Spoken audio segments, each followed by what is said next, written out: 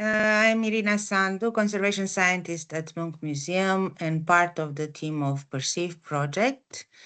And this is the seventh webinar in a series of episodes that are dedicated to the subject of color change in sensitive artistic and historical collections and the use of advanced research and innovative methodologies for their study, scheduled from April 2025 to January 2026. The webinar series is a fundamental part of the training program associated with Perceive project, Perceptive Enhanced Realities of Colored Collections through Artificial Intelligence and Virtual Experiences. The objective of this project is to enhance the digital capabilities of scientists and cultural institutions through a service-oriented AI architecture and toolkit, while also developing a new design theory for both on-site and remote VR, AR, MR experiences. This is grounded in the principles of care, accessibility, and authenticity, aimed at benefiting the creative industries and expanding the access to cultural heritage and art beyond traditional museum settings, thereby fostering broader social integration. Collections featuring colored artworks are of particular concern due to their inherent fragility and necessitating the establishment of shared methodologies for their preservation and exhibition. For example, textiles may deteriorate within a mere decade, and only minimal remnants of original polychromy on classical statues are retraceable. The complexity involved in their study, particularly in reconstructing their original appearance, alongside the imperative of effectively communicating these aspects to future generations, remains a critical focus.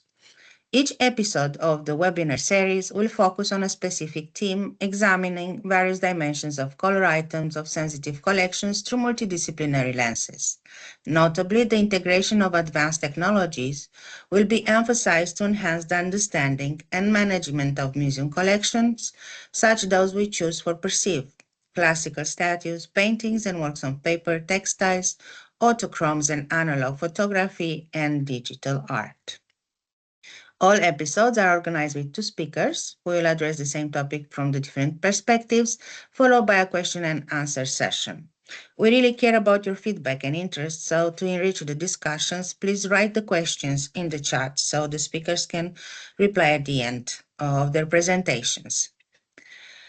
Today's episodes will be dedicated to the complementary computational approaches for studying the temporal evolution of Edvard Munch's The Scream 1910 square mark, question mark, and its changing appearance due to the effects of light, moisture, and material aging. The first approach combines historical black and white photography with recent multispectral imaging to detect color changes in the painting over time. By simulating the spectral response of the 1938 orthochromatic photograph from modern spectral data and calibrating it with historical film sensitivity curves, we reveal significant lightness differences that point to fading of yellows and unexpected brightening of blues, phenomena that refine our understanding of the material aging of the artwork. The second approach focuses on color reconstruction using four historical color photographs from 1971, 1989, 1993, and 2003. To address the challenges of film degradation, the method employs stable reference areas of the painting for advanced color correction, enabling more faithful digital renderings of its appearance at several points in the 20th century. Together, these methods provide a pluralistic and data-driven framework for digitally reconstructing the past appearance of the scream, demonstrating how integrating historical photographs with advanced spectral and computational imaging can open new perspectives for cultural heritage research. And the speakers of today are Dr. Irina Mihaela Ciortan, a postdoctoral researcher at Color Lab NTNU in Jovic, where she previously completed a PhD degree in computer science in 2023 with a thesis entitled Spectral and Multilight Imaging for Cultural Heritage, Material Analysis and Appearance Reconstruction. Irina holds a joint master diploma in spectral science and multimedia technologies awarded by the for University Erasmus Mundus Consortium, Color in Informatics and Media Technology in 2013, and a BSc in Computer Science issued by the Faculty of Cybernetics, Statistics and Informatics in Bucharest, Romania in 2011. Currently, Irina works in the Horizon EU project Perceive, and she is mainly capturing and analyzing visual data towards designing computational methods for digital simulation of color changes in various artworks as paintings, textiles, and historical photographs. The second speaker is Panos Iozos, a postdoctoral researcher at ESL 4th Institute in Crete, specializing in laser-based spectroscopy and digital tools for cultural heritage. Within the Horizon Europe project Perceive, he works on the development of methods and tools to predict and simulate pigment color changes in artworks. He has co-authored over 30 peer-reviewed publications on spectroscopy, color aging, and digital heritage science. And before we begin, I also wish to remind about the next episodes in our series. On October 15, Simtex, Virtual 3D Restoration and Simulation of Fading in Fugitive Textiles, with speakers Nel Septashi and Irina Ciortan. And November 11th, Integrated Approach to Reconstructed Ancient Polychromy on Marble Sculpture, with the speakers Donata Magrini and Paolo Liverani. We invite everyone to participate actively and contribute to the dissemination of this series. To stay up to date, please visit our social channels, LinkedIn, Facebook, YouTube, X, Instagram, and of course our website. And you can find all of this in the chat of this webinar. I also wish to remind that this webinar is recorded and the video will be available on the YouTube channel of the Perceive project. And not for last, I wish to thank you to the team from CNR who is organizing this series, especially to Cristiana Barandoni and Ivana Gerato. I thank you for your support and we hope to see you at the upcoming events. And now let's welcome the first speaker for today, Irina Mihaela Ciortan. Thank you, Irina, for the introduction. Hello, everyone. Let me share my screen.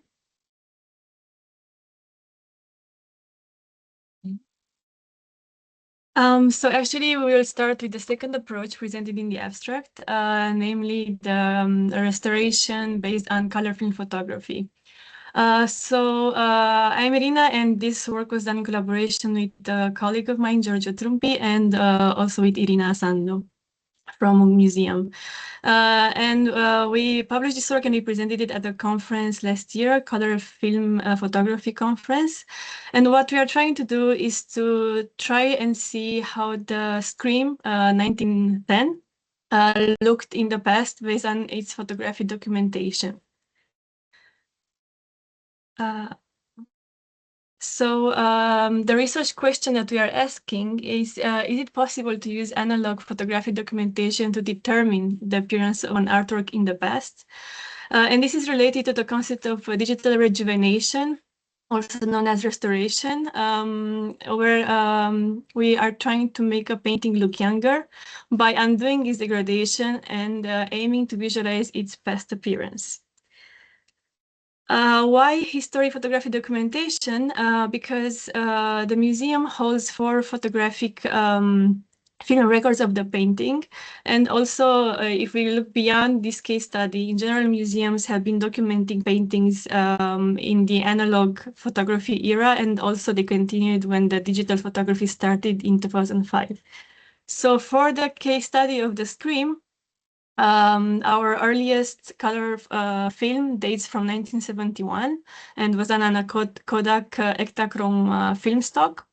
And then we have another one from 1989, an AGFA large format, another one in 1993, again AGFA large format. And the last analog record we have is from 2003 on a 35 millimeter format in a Fuji film stock. Also after 2005, there are other digital images of the Scream. A recent version of it was done in 2017. And you can see its appearance here in the right side. So our question is, can we find a correspondence between the film photographs in the past and the current version of the painting? And how to do this? Because actually we cannot take the films as they are. Films are also in themselves subject to color decay as the painting is.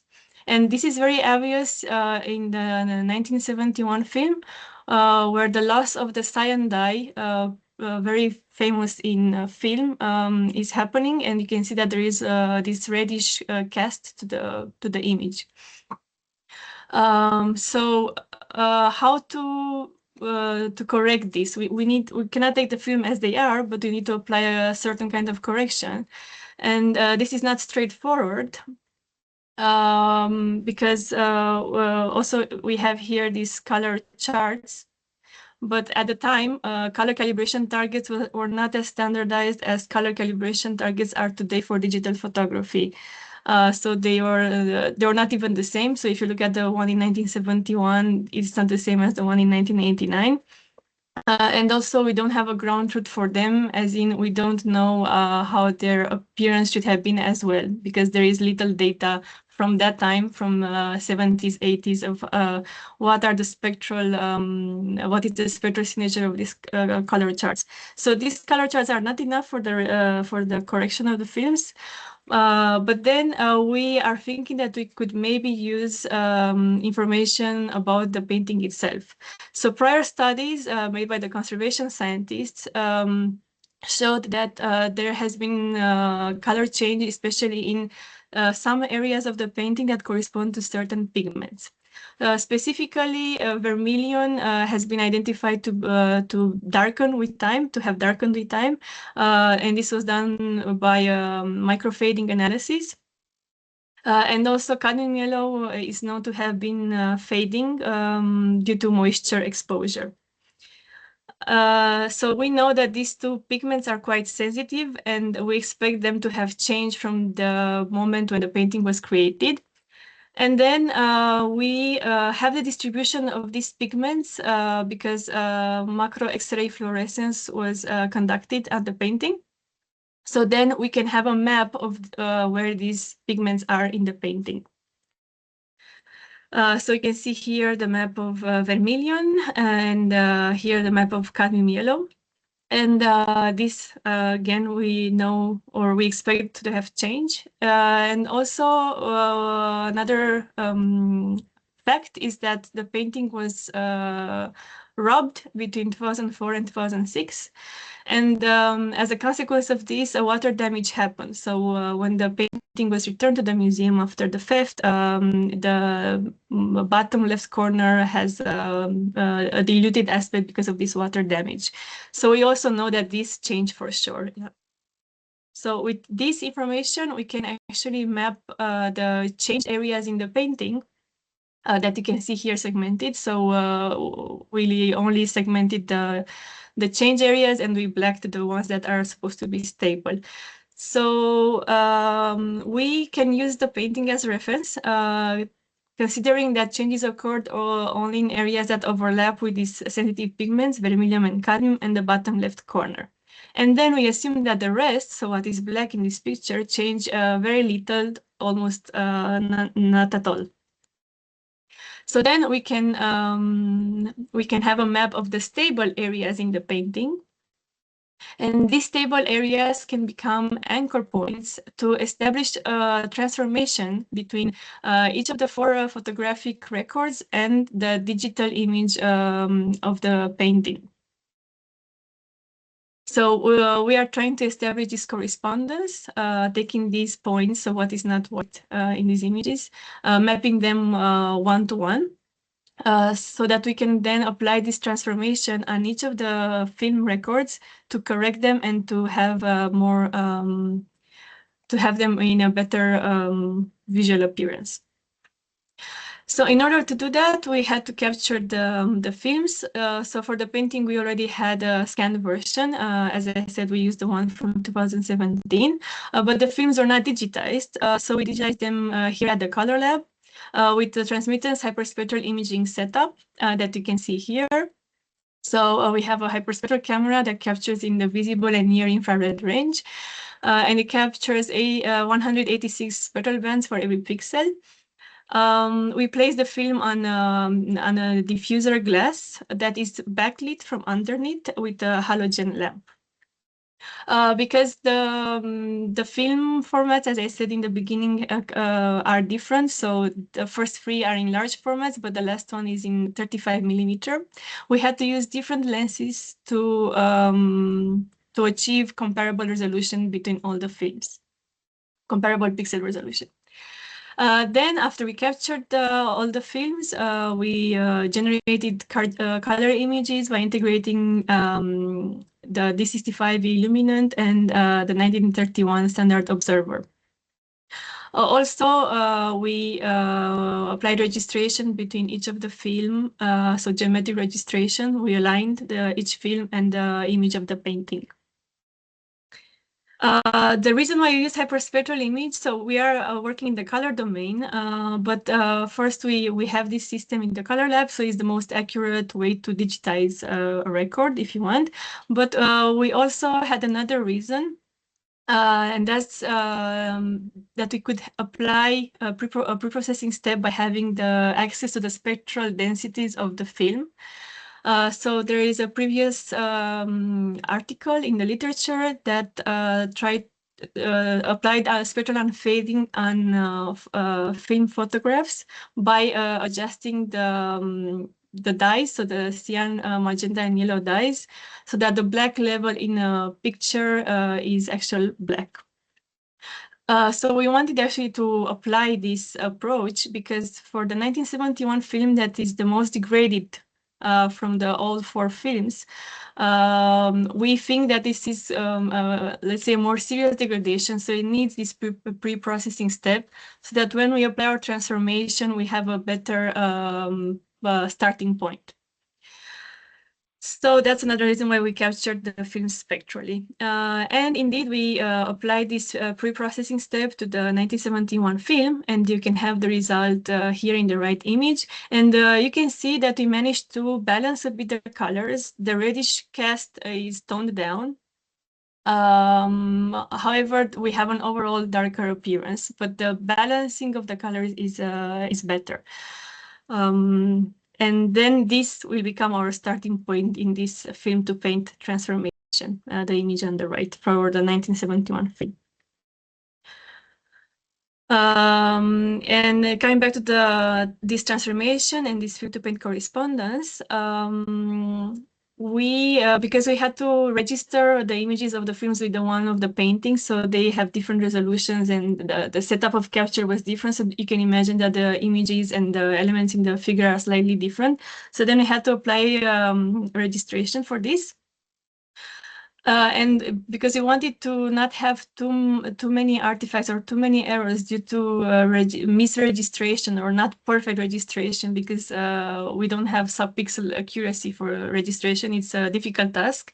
We didn't take each pixel. So we didn't do this transformation or mapping between each pixel in one image and the other, but we took all the stable areas and we clustered them, and then we made this mapping in cluster, because this way we avoid these errors due to misregistration, but also we avoid the risk of overfitting our transformation method. So having too many pixels of the same color that will bias our transformation. So we did this color palette summarization of the image, and then we opted for a number of 60 clusters because previous literature indicates that this is a good number of clusters to then make a regression algorithm or to make this polynomial transformation. So these are the clustered anchor points in the 1971 film. And then these are the corresponding clusters in the digital image that we use as benchmark. So you can see the difference in between. Again, as you saw before, the 1971 are darker, and again the colors are have different saturation and different characteristics than the 2017. So then what we are trying is to make this converge to this. And for this, in terms of mathematical formalization, we opted for the various models that we compared. So the first one is a lookup table, which is, let's say, basic transformation when it comes to color management or color correction. And the first order polynomial, a 3x3 matrix. So this is a very simple, or the most simple model. But then we wanted to capture also nonlinear mappings between the two versions. So we made a more complex model, so increased the order of the polynomials, so second order, third order. And lastly, we also use a shallow feed forward neural network with one hidden layer. And then our cost function, or the way we chose the best method, is to minimize the mean absolute error between our reference, so the digital image from 2017, and each film in the stable area, so the ones that we want them to be the same. And according to this cost function, the best method proved to be neural network model. And you can look in the papers here. So we actually had two publications with two different case studies. So one being the Scream, another one a painting by Paul Klee. And in both cases, neural network proved to be the best quantitatively. So you can see here the color-corrected versions of the films with the neural network model. So 1971, 1989, 1993, and 2003. And here in the upper right, you have the digital image from 2017. So you can see that the colors look more natural. So I will switch. This is the current colors of the film. So the film's not corrected by our transformation, just the way we digitize them. And this is the corrected version. So I hope you can see that everything looks more is closer to the painting today, especially in the areas that are supposed to be stable and not have changed. And obviously, we have more variation in the red brushstrokes in the sky, where we know the painting was supposed to change. So then we can consider that these are stable records, and they provide a more complete peephole into how the painting looked in the past, better than these ones, which are uncorrected.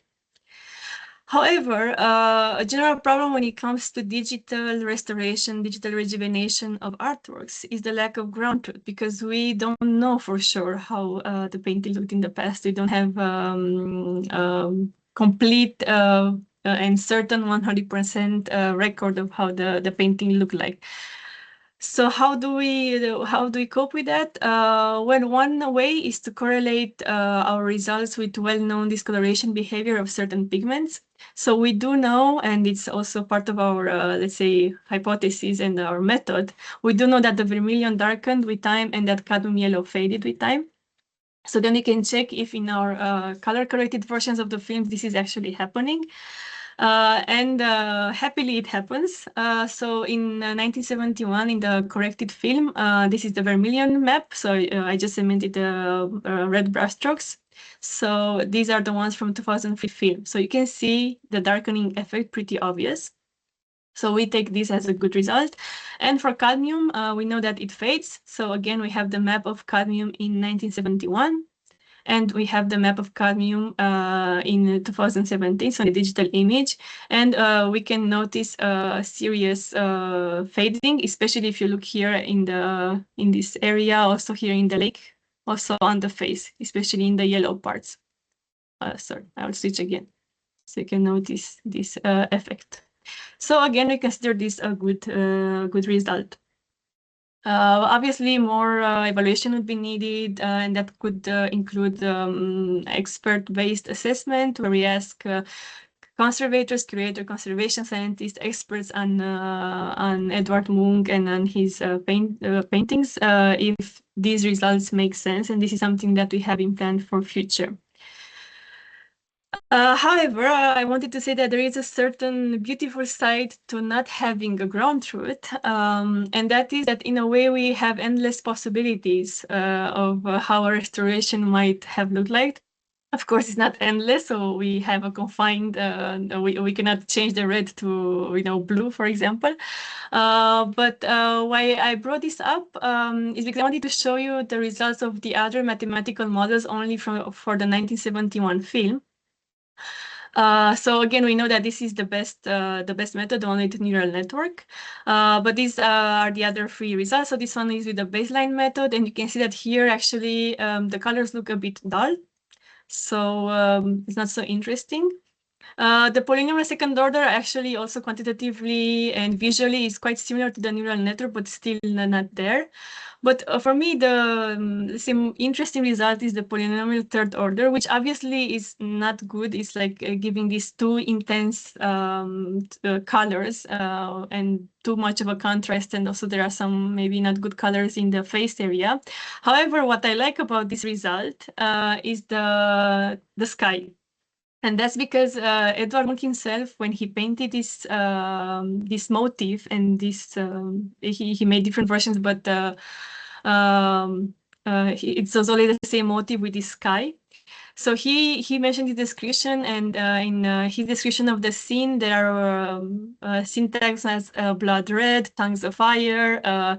So it looks a lot more the dramatic in his description. And the reason I like this result is that in a way I remembered about the description of the artist, and I could see this dramatic sunset scene with tongues of fire. So the yellow is very intense, and also the red is a lot more intense.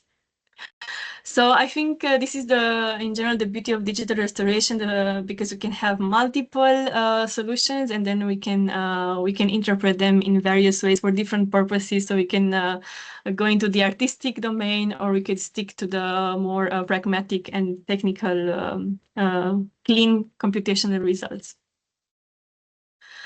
And another thing that I wanted to say is what can we do with our methods? So another good question is, can we detect new changes beyond what we already knew has changed? So we would like to discover these unknown changes beyond residual error. And I'm choosing to show these details. So here you have on the left the film 1971 transformed with the best model neural network, and here the digital image from 2017. And I hope you can notice that this blue stroke here on the hand is blue in the 1971 film, but in the current state of the painting is very diluted, very whitish, very washed away. So we know that this blue was rendered with ultramarine. And also here we have ultramarine, and again here you can see that in 1971 it was more intense, but in the current colors it's it's lighter, it's more diluted. And actually this relates to what my colleague Panos is going to talk about, because he also noticed with his method discoloration of ultramarine. However, this is something that popped out after we corrected the films and we compared again the film with the painting. But then the question is, our whole method is based on having some areas that change and some other areas that didn't change. So should we repeat the process? Should we now include the map of ultramarine and repeat the transformation model and see what happens? And the answer is, well, again, not trivial, because of course we could do it. So it should become an iterative process. But then repeating it like this, there is a limit, because if everything changes, then we don't have anchor points left to do our transformation model. So this is something that we want to investigate in the future, to keep adding to the loop new pigments or new areas that we know have changed and get another transformation. But again, this loop cannot be infinite, because we need training data, and ideally this training data for the transformation should be as varied as possible, and should have, let's say, a good color diversity, so that our model can become a good fit. Okay, so this is everything I had to say. I will just conclude. So we had this research question in the beginning, if it's possible to use analog photographic documentation to determine the appearance of an artwork in the past.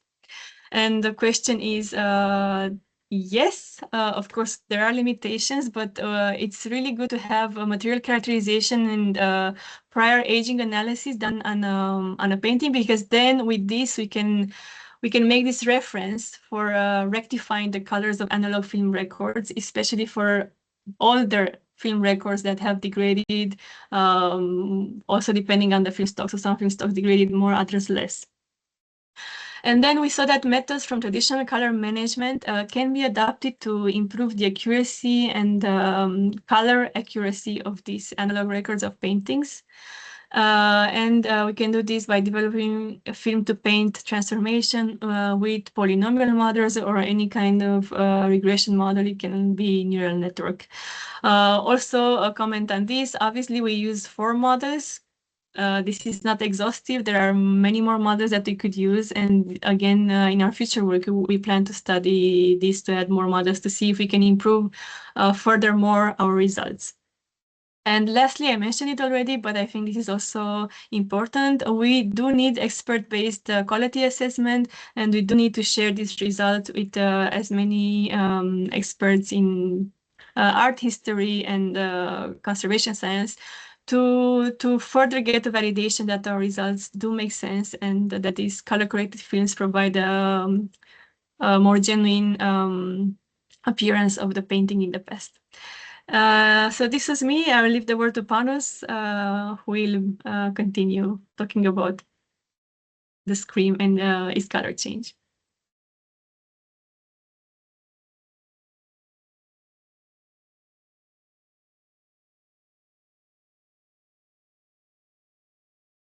Can you hear me? Yes. Okay. Thank you, Irina, for your exciting presentation. Now I'd like to show you how historic black and white photograph can help us uncover the original color of a painting. We will explore this through the fascinating case of the Edvard Munch, The Scream, 1910. I'm Panagiotis Iozos from ISL 4th in Heraklion in Greece, and I'm also excited to share this work with you. Here we see the famous photograph known as The Gates of Hell, taken in 1938 at Munch's winter studio in Ekeli. On the left side of the door, we can clearly see the scream displayed above 2 other works, The Anxiety and Despair. This image is an invaluable resource because it records the painting's color features close to its creation date, giving us a historical snapshot to compare with its current state. Ideally, we would reproduce the original 1938 photograph using analog film and directly compare the 2 images to identify color changes. However, this approach is not feasible because strict conservation protocols prevent us from exposing the artwork to potentially harmful conditions, and it would also be extremely difficult to replicate the original photographic setup, including film stock, camera settings, lighting, and development processes. To overcome these limitations, we turn to multispectral imaging. This technique provides a flexible, accurate, entirely non-invasive way to simulate the responses of different types of photographic film, including the 1938 one. It is particularly suitable for sensitive cultural heritage objects where direct analog reproduction is not an option. The first step in creating a reliable simulation was to understand the spectral characteristics of the original film. The 1938 photograph was taken on agfa chromo isolar plate, which used an orthochromatic emulsion. Orthochromatic film is mainly sensitive to blue and green light, while being largely insensitive to red. As a result, red pigments in the painting appear dark or even black in the 1938 image. To simulate this response accurately, we needed to calculate the film's relative sensitivity at the wavelengths corresponding to our multispectral imaging channels. Once we determined the film's spectral sensitivity, we used multispectral imaging data acquired during the MOLAB campaign in 2017. We calculated the sensitivity coefficients for each channel and applied them to the multispectral data to produce a simulated orthochromatic image of the screen using this equation. Here, I pixel I represents the pixel intensity in channel I, and Si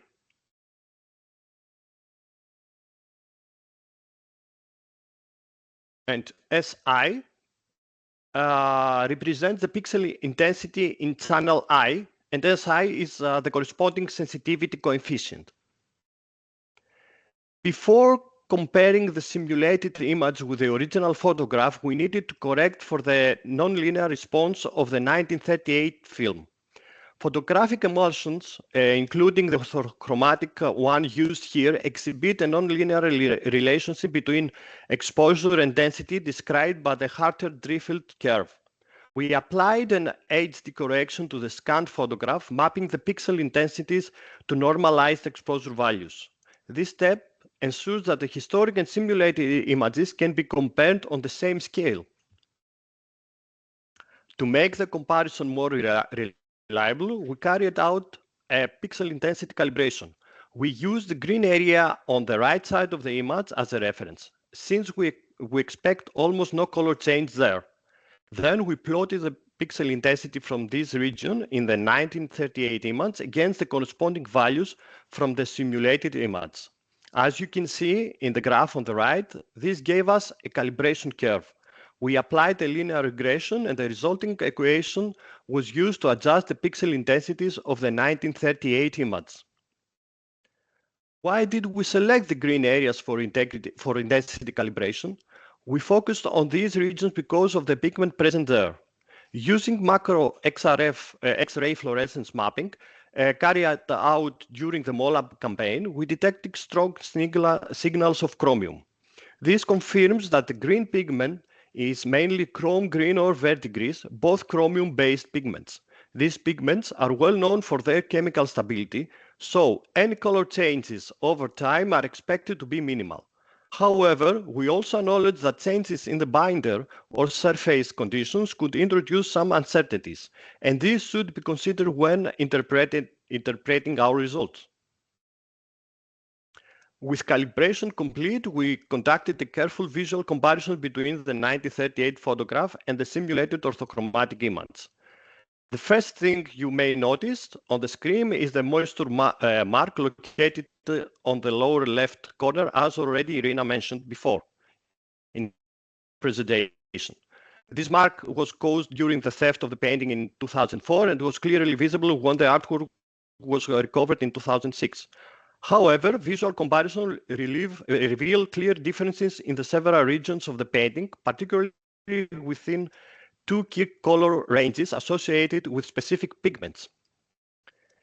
In the yellow regions, we observed a decrease in the lightness, which is likely due to the degradation of cadmium yellow pigments. However, the most striking finding involves the blue area.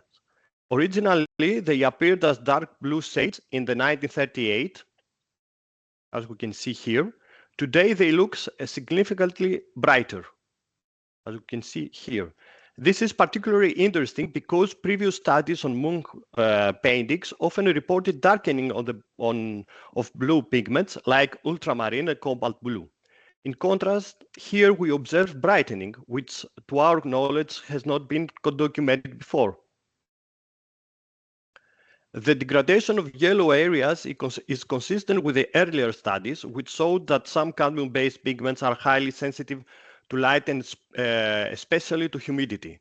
In this study, the presence of cadmium sulfates was detected, which are alteration products of the original cadmium sulfide-based paint.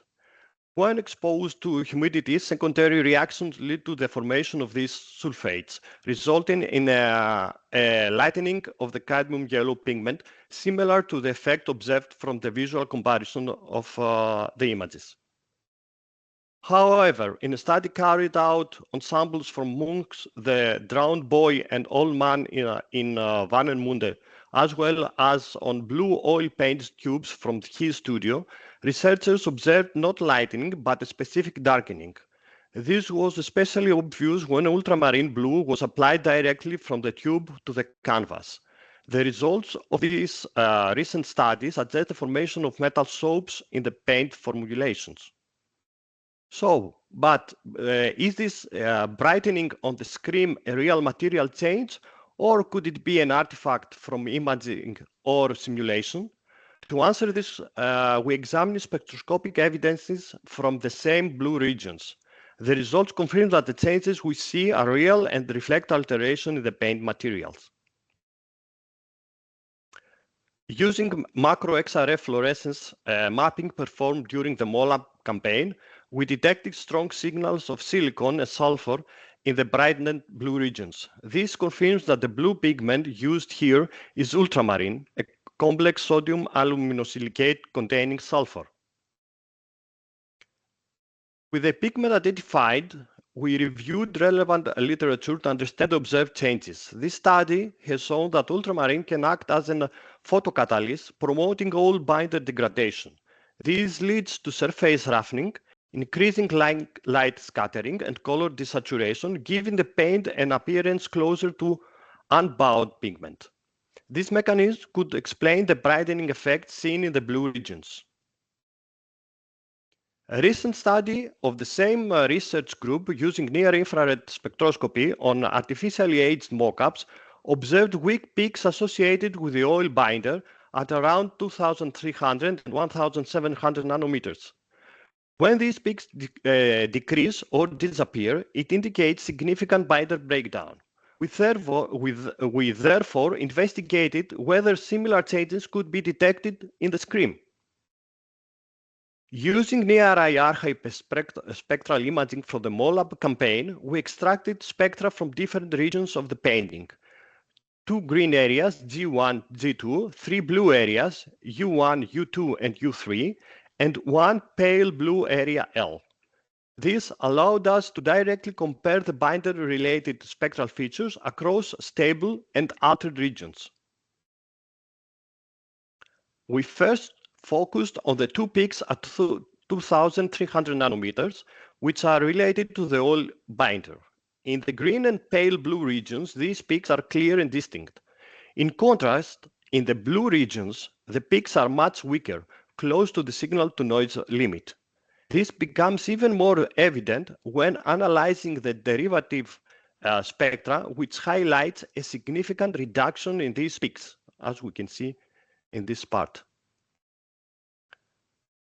These findings strongly suggest oil binder degradation in the blue areas.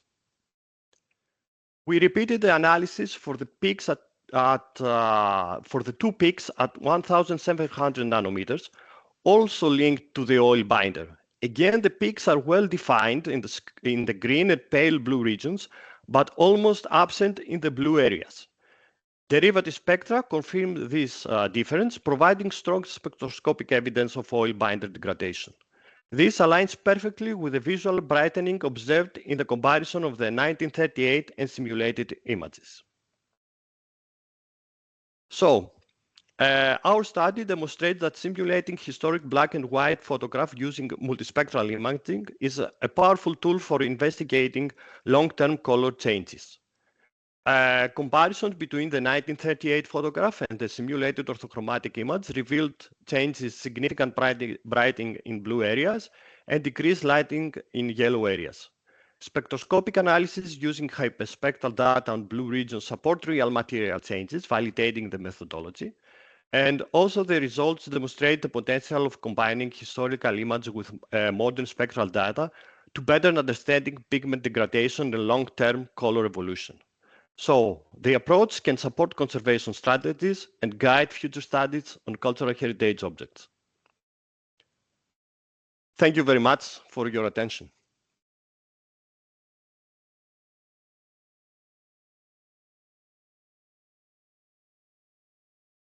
I have finished.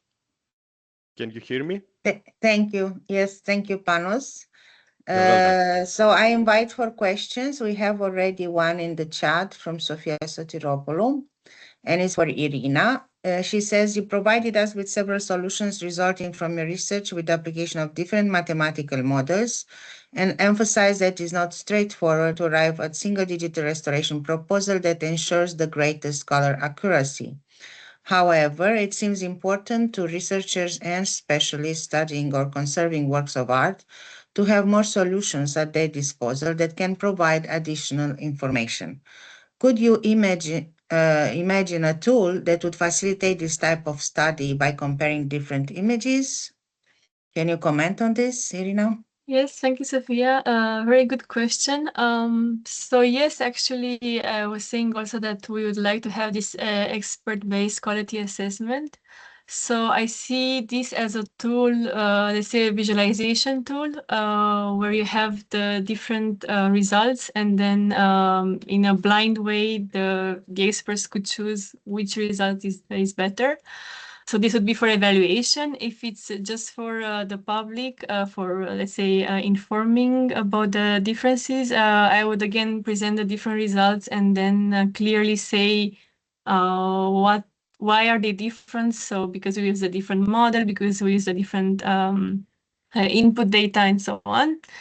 So this would be maybe semi-interactive, but I also think that it would be nice to have a, let's say, more interactive tool. So in the specific case of the film records, it would be nice to have a tool where the user, so someone working at the museum, could be able to load their digitizations of the film records, and maybe also upload a map of changes in the painting. And then we can generate the results for the different mathematical models. And then again, it's up to the specialists decide which one is best. So as long as we are very transparent about how we generated those results, what was the method behind, what were our assumptions, I think it's good and not harmful. So as long as you are fully transparent, then everyone can make an informed decision about the quality of the results. Thank you. I would have a question for Panos, because you spoke about how these methods and studies you did on photographs could actually serve conservation work and not only policy and collection management strategies. What you would advise in terms of photo documentation? Because I suppose that we should establish or propose some guidelines for those who deal with photo documentation in a museum. We have a photo lab actually in our museum that has a full archive of historical photographs and also more modern ones. Would it be possible to create some guidelines or kind of recommendations for how to do this photographic documentation? Because this becomes really important also for the future, not only for the past. And we are lucky to have all these photographs, old ones and also recent, in the collection, but others might be produced in the future too. Well, your question is to the point, and I'm not expert on this, but as far as I understand, this documentation is extremely useful to understand an artwork and also to reconstruct it and to see how it will change in the future. The first thing is preservation of this documentation, which is the most important. And then I think that we need a lot of research of understanding how we can document these any kind of already documentations like old black and white images or colored images. We need to start studying photographic methods used in the previous decades and centuries, and trying to extract any kind of information from them. I don't have an answer. I understand that this is what we're trying to do is a starting point of a research. And what actually I think that we need to do is to define these steps, these procedures step by step. Exactly. So that will be a kind of protocol or guideline. Yes. I can add to this answer. So I know there is an ISO technical standard committee who works on digitization guidelines for different types of materials, and film is one of them. So let's say transmissive materials, transmissive photographs. I think also the answer is to digitize them in the best possible way if it's convenient and if people have the right equipment. So in our case, I also said that we use the hyperspectral camera. For some, this might be an overkill. So I think they could also be digitized with only color. But if we hadn't digitized the films with the hyperspectral setup, we wouldn't be able to apply that pre-processing step that involved spectral adjustment of the dyes. So I think digitizing them in the best possible way is good, especially if there are not many. Obviously, if it's a big collection, then probably we need to opt for something easier and faster, some mass digitization procedure. Yes. But I think we should look, there are guidelines and also quality guidelines for like Fudgy. So I think we should always aim for the best quality, and we should look into these standards that already exist. Thank you. I still have a comment from Sophia that summarizes these contributions of today. She thanks for presenting these two different in-depth approaches, which nevertheless complement each other in demonstrating how we can use museum photographic archives to extract important information about paintings, given that these documents provide us with information about works from periods when they retain their original colors, more or less close to the time of their creation. And she also adds, in order to make use of these archives, it's important to know how these documents, photographs, and similar materials were obtained, with what type of film, which lighting conditions, and so on. To the point, Sophia, thank you for your comments. If there are no further comments from the audience, I wish to thank you both to the speaker, organizer, and the audience members. Anything else? I just wanted to answer to Sophia's comments. So yes, it's important to know how these photographies were obtained. Usually, at least for color films, this is on the film itself. So we have there's a tag where it's written the year, for example, the film stock, and so on. So usually you can find this on the object itself. And then for the other comment, I also think it's very interesting that our methods have similar results. So we worked individually, and then we saw that actually our results were compatible, which is again a good validation of our approaches. So the cadmium fades in both approaches, and also I didn't include ultramarine to begin with, but then I noticed this discoloration from the 1971 film to the present version of the painting. So then Panos did this in-depth investigation about the ultramarine discoloration. So I think it's nice that we worked in parallel, and then our results were kind of similar. Perfect. So that's a good validation. Before we end, I wish to remind that this recording of the webinar will be available soon on the YouTube channel of the project. So check there, and then you can share it with your colleagues or other people who might be interested. Thank you again, everyone, and see you to the next episode soon. Bye. Thank you. Bye-bye. Thank you. Bye. Thank you very much.